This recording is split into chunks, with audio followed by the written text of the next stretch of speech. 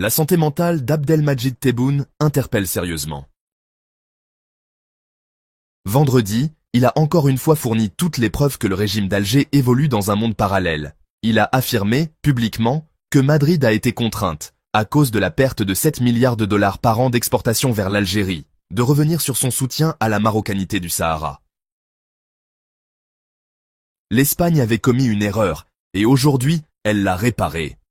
C'est en ces termes que le président algérien, Abdelmadjid Tebboune, a encore menti à ses concitoyens en déformant totalement la réalité de la position espagnole sur le Sahara marocain. C'était vendredi 25 avril dernier à Béchar, lors d'une rencontre avec les représentants de la société civile, alors que Madrid vient de confirmer le 17 avril courant, par la voix de son ministre des Affaires étrangères, José Manuel Albarez, son ferme soutien à l'autonomie comme la seule base pour résoudre le différend du Sahara. Tebboune a déclaré tout le contraire. Cachant mal ses multiples revers diplomatiques sur ce dossier, où le Maroc ne cesse d'enregistrer des soutiens de poids, le président algérien a recouru au déni, habituel d'Alger, et au mensonge éhonté. Mais un tel niveau d'assurance dans le mensonge interpelle très sérieusement sur la santé mentale du président algérien. Le pire, c'est que le président algérien a fanfaronné comme au Café du Commerce, en affirmant qu'Alger a contraint Madrid de reculer. Ayant encaissé des pertes de 7 milliards de dollars par an, suite à la rupture des relations commerciales décidée par le régime d'Alger, l'Espagne a été obligée de changer sa position sous la pression de l'Algérie, a-t-il encore ajouté. Durant les 19 mois qu'a duré la crise entre l'Espagne et l'Algérie, de 2022 à 2024, le régime algérien a chargé ses médias de faire croire à l'opinion algérienne que l'Espagne a été asphyxiée, économiquement, par l'Algérie. Cette dernière avait rappelé son ambassadeur à Madrid, suite à la reconnaissance officielle par l'Espagne, de la marocanité du Sahara en avril 2022. L'Algérie avait également suspendu un accord bilatéral de bon voisinage et rompu ses relations commerciales avec l'Espagne, sauf pour les livraisons de gaz. Bien évidemment, ces actions colériques se sont immédiatement retournées contre le tissu d'entreprises algériennes dans un pays qui ne produit rien à part les hydrocarbures et qui vit de l'importation de tous ses besoins essentiels.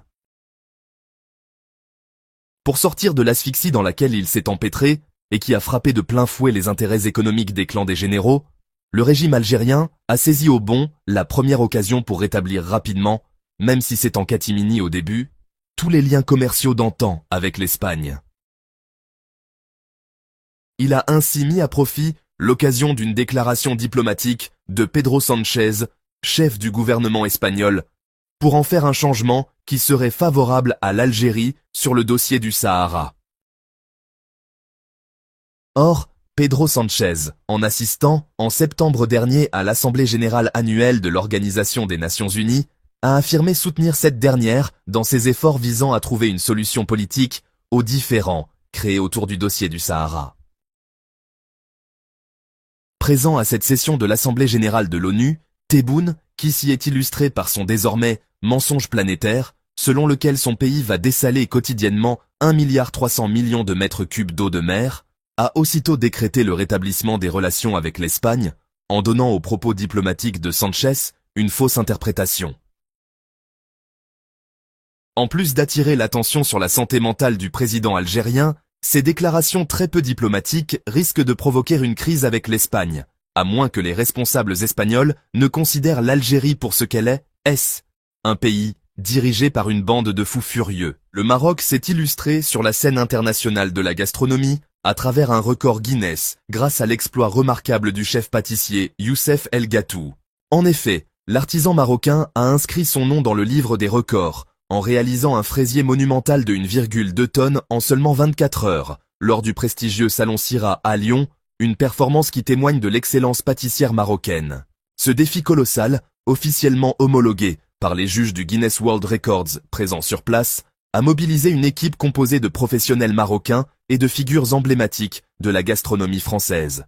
Parmi eux, Nicolas Bernardet, meilleur ouvrier de France, a apporté son expertise et son soutien à cette entreprise ambitieuse qui a nécessité une logistique impressionnante. Les chiffres donnent le vertige, près de 4000 œufs, 150 kg de sucre, 560 kg de crème et 350 kg de fraises ont été nécessaires pour façonner cette pièce montée d'exception. Une prouesse technique qui a demandé précision, endurance et coordination parfaite entre les différents artisans mobilisés pour l'occasion.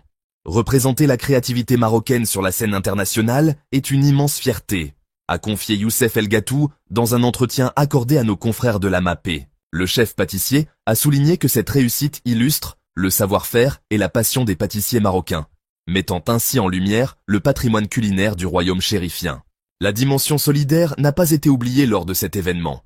Après la validation officielle du record Guinness, le gigantesque fraisier a été partagé avec le public dans une ambiance festive, marquée notamment par une forte présence de la communauté marocaine de Lyon. Ce moment de convivialité s'est prolongé par un geste généreux. Des portions du gâteau ont été distribuées à des maisons de retraite des hôpitaux, ainsi qu'aux pompiers et à la Croix-Rouge locale, transformant cette performance en action de partage. Cette consécration s'inscrit dans une dynamique pour la gastronomie marocaine, qui multiplie les succès sur la scène internationale. Après des prestations remarquées lors des Coupes du Monde de la pâtisserie et des traiteurs, le Maroc poursuit son ascension culinaire avec une qualification pour la finale du Bocuse d'Or 2025, compétition d'excellence qui se tiendra également à Lyon.